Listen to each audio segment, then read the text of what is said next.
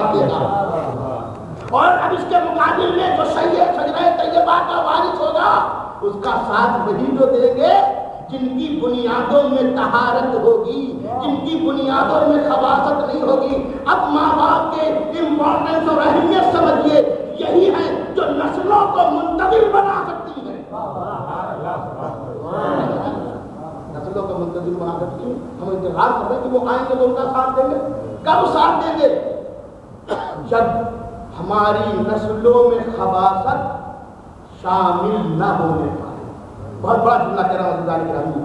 دیکھیں ولد الزنا ہونا اور ہے, اور کسی کی نسل وہ ولادت میں خباثت کی شرکت یہ بھی اس کی پاکیزگی کو ختم کر دیتا ہے. اب میں کہنا چاہتا ہوں جو بنیادی نظریہ تھا تو عزیز و عورت مرکز رحمت بھی, مرکز طہارت بھی, مگر یہ طہارت کیسے باقی رہے گی؟ یہ عفت کیسے باقی رہے گی؟ اس کے لیے اسلام نے انتظام کیا پڑتا. پردہ عورت کی طہارت کی حفاظت کا ذریعہ,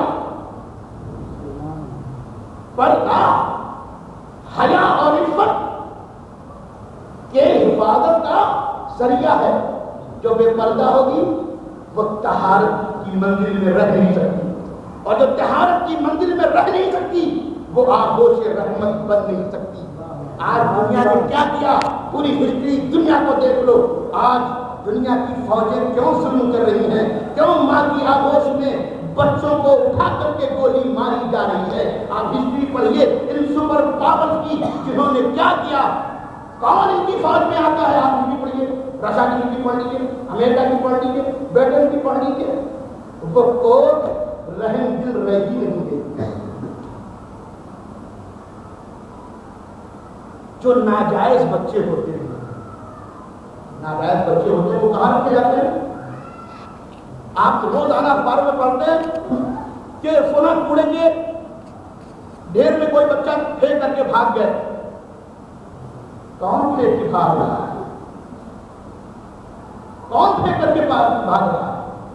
دنیا کی ظاہری نگاہوں میں ہونے والے ماں باپ وہی تو پھینک رہے ہیں, ہے یا نہیں؟ وہی تو دیکھ رہے.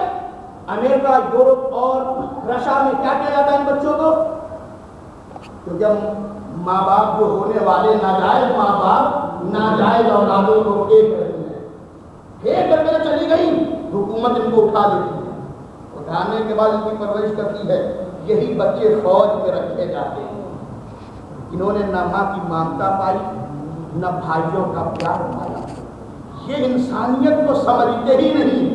اگر یہ زخمی کو گولی مار رہے ہیں تو اس کی بنیاد یہ ہے کہ انہوں نے رحم کا جذبہ دیکھا ہی نہیں ہے.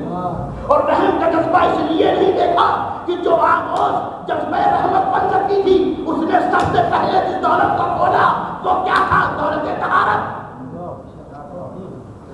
تعلقات کی طرف وہی عورت جا سکتی ہے جو با طہارت نہ رہنے پائی. اور با طہارت کیوں نہیں رہنے پائی؟ اس لیے کہ اس سے حجاب کو چھین لیا گیا, اس سے پردے کو چھین لیا گیا. اسلام نے پردہ رکھا تھا تاکہ طہارت باقی رہے. طہارت کیوں باقی رہے؟ تاکہ رحمت باقی رہے. رحمت کیوں باقی رہے؟ تاکہ انسانی معاشرہ رحمت کے ساتھ قائم رہے. دنیا نے حجاب سینا, حجاب نے طہارت کو ختم کیا, طہارت نے رحمت کو ختم کیا. وہی اب جس کے گود میں بچہ پل رہا ہے وہ پالتی نہیں ہے, دورے پہ پھینک کر کے جا رہی ہے. اس کو بے رحم کس نے بنایا؟ آواز ہے کہ محمد دین جذبہ رحمت کا پیغام دیتا ہے. اس آغوش کو رحمت بناؤ. رحمت کب رہے گی عورت؟ جب طہارت ہو جائے. مرد طہارت ہوئی نہیں ہے. اسی لیے معصوم نے کہا کہ اگر اپنے دل میں محبت محسوس کرتے ہو تو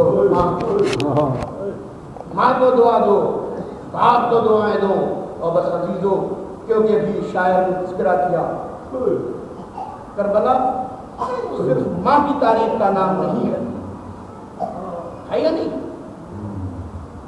کتنا جذبہ رحمت ہے ماں کے دلوں میں. اب عزیزان گرامی، وہ ماں جو اپنے بچوں کو خود کھلا دیتی ہے خود بھوکی رہ جاتی ہے یا نہیں؟ جو خود بھوکی رہ جائے مگر اپنے بچوں کو کیا کرتی ہے؟ کھانا کھلاتی ہے. لیکن وہی ماں، اب دیکھیں رحمت کا جذبہ کتنا وسیع ہوتا جا رہا ہے. جو ماں خود نہیں کھاتی بچے کو کھلاتی ہے، جب اس کا رحم وسیع ہوتا ہے تو اب اپنے ہی بچے کو کہتی ہے جا میدان جنگ، جا میدان جنگ پہ، اور آقا پہ اپنی جان کو قربان کر. جذبہ رحم ہی کے سوا ہے. یہ محبت کا دائرہ وسیع ہو گیا، یہ رحم کا جذبہ وسیع ہو گیا. امامت کو خطرے میں دیکھا، جذبہ رحمت نے کہا میرے لال بڑی قربانیاں دے کر تجھ کو پالا ہوں، لیکن آج جب امام وحی نر گئے آمدہ میں گر گیا ہے، اب میری رحمت کا تقاضا یہ ہے کہ تو آقا کا قربان ہو جا. یہی وجہ ہے کہ ام لیلہ نے بارہا کہا قاسم ابھی تک نہ گئے، اور ہر مرتبہ بیٹے نے سر جھکا کے کہا مادر گرامی میں تو گیا تھا مگر چچا نے جانے نہ دیا. خدا کی قسم پڑھیے تاریخ، اکبر کو کبھی لپٹا کے نہ روکے. اکبر کو ہم شکل پیغمبر تھا، جب جانے لگے تو خدا کو حسین نے گواہ قرار دیا، مگر تاریخ میں لکھتی جب اکبر گئے ہوں تو لپٹا کر کے حسین اتنا روئے ہو کہ گچ کھا کے گر گئے. مگر جب بھتیجے کی بات آئی تو لپٹا کر کے گچ کھا کے گر گئے. جذبہ رحمت کو دیکھو، جذبہ محبت کو دیکھو. بس عزیزو، ایک مرتبہ قاسم آئے، ماں نے پوچھا بیٹا تم نہیں گئے؟ کہا چچا نے اجازت نہیں دی. ایسے میں ام لیلہ کو کیا یاد آیا؟ ام فروا کو کیا یاد آیا؟ ام فروا کو یاد آیا حسن نے زندگی کے آخری لمحات میں قاسم کے بازو پہ تعویذ باندھی.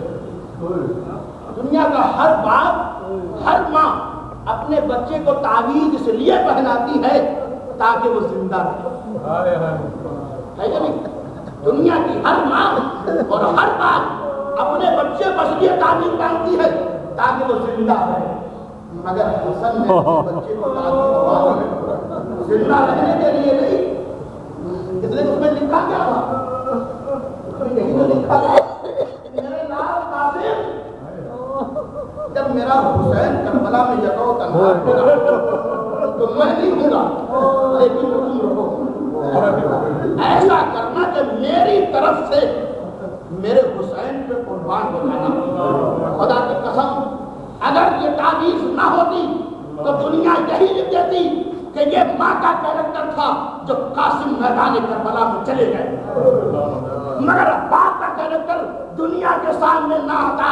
حسن نے تعبیر یہ تنہا ام فروا کی قربانی نہیں ہے، اس میں حسن کا لہو شامل ہے. اس میں حسن کا لہو شامل ہے.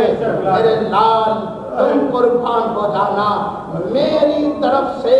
خدا کی قدم کربلا ہر سوال کا جواب میں کہتا ہوں، اکثر یہ جملہ کہتا ہوں اور آج بھی کہہ رہا ہوں، کربلا ہر سوال کا جواب ہے. دشمن کے مورخ نے لکھا بھائی اور دونوں بھائیوں میں پٹی نہیں تھی، جھگڑا تھا اختلاف کا، ہاؤ حسن نے اسی لیے تعویذ باندھی ہے. اگر جھگڑا ہوتا، اگر اختلاف ہوتا، حسن کبھی بھی اپنے بیٹے کو حسین پر قربان ہونے کے لیے تعویذ نہ باندھتے. سبحان اللہ، سبحان اللہ. تعویذ باندھنا بات اتنی محبت تھی کہ لوگ اپنے بچوں کو بچا لیتے ہیں. حسن اپنے بچے کو موت کا خوف. یہ ماں کی بھی قربانی کا نتیجہ ہے، یہ باپ کی قربانی کا نتیجہ ہے. اب چند جملے خوش ہو کر کے بچہ چلا. اب حسین نے دیکھو سمجھ گئے کہ اب مرحلہ ایسا آ گیا ہے. میرا لال بہت خوش نظر آ رہا ہے. جب خوش آتے ہوئے قاسم کو دیکھا، ظاہری نگاہوں میں تو حسین کو خوش ہو جانا چاہیے، مگر حسین کو باطن سمجھ رہے ہیں. اب وہ چیز لا رہا ہے کہ اس کو میدان جنگ میں بھیجنا پڑے گا. یہ خوش ہے نا، یہ بہت خوش ہے. لا کر کے تعویذ کو کچھ نہیں کہا قاسم نے. ایک مرتبہ اس نوشتے کو بھائی کے سامنے